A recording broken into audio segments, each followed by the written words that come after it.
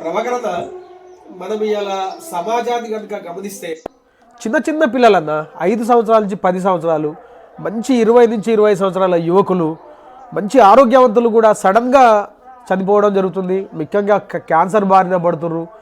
అలాగే సడన్ గుండెపోటు వ్యాధులు వస్తున్నాయి, షుగర్ వ్యాధులు, అసలు అంతు చిక్కని వ్యాధులతోటి మంచిగా ఈరోజు మంచిగా ఉన్న వ్యక్తులు రేపు చనిపోయిన సందర్భాలు ఎన్నో ఉన్నాయన్న. మనం దానికి మన గాంధీ గ్లోబల్ ఫ్యామిలీ గాంధీ జ్ఞాన్ ప్రతిష్టాన సంస్థ నుంచి ప్రజారోగ్యాన్ని పెంపొందించడానికి ఏదైనా కార్యాచరణ ఏర్పాటు చేద్దామన్నా.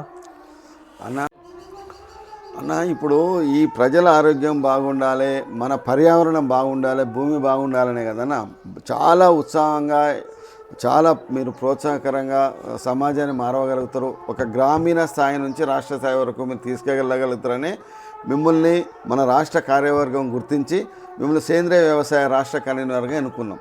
కాబట్టి మీరే ఒక దీనికి దిశ నిర్దేశం చేసి పిల్లవాని దగ్గర నుంచి పెద్ద మనుషుల వరకు మన తాత ముత్తాతలు చేసే వ్యవసాయాన్ని మళ్ళొక్కసారి గుర్తు చేసి ఆ కోణంలో కనుక మనం నడిపించగలిగితే ఖచ్చితంగా ప్రజల ఆరోగ్యం చాలా బాగుంటుంది. కనీసం ఎవరికి వాళ్ళు రైతులు తన కుటుంబం వరకైనా ఒక ఎకరం నుంచి ఎకరం వరకు కనుక కూరగాయలు, పండ్లు, పాలు తన వ్యవసాయ క్షేత్రంలో కనుక పండించుకున్నట్లయితే ఖచ్చితంగా ప్రజల ఆరోగ్యం బాగుంటుంది. ఇది మీ భుజస్కంధాల మీదనే మన గాంధీ గోశాలను పెట్టిందన్న విషయాన్ని మరొకసారి గుర్తు చేయడం జరుగుతుంది. చాలా సంతోషం అన్న నాకు ఈ అవకాశం ఇచ్చినందుకు.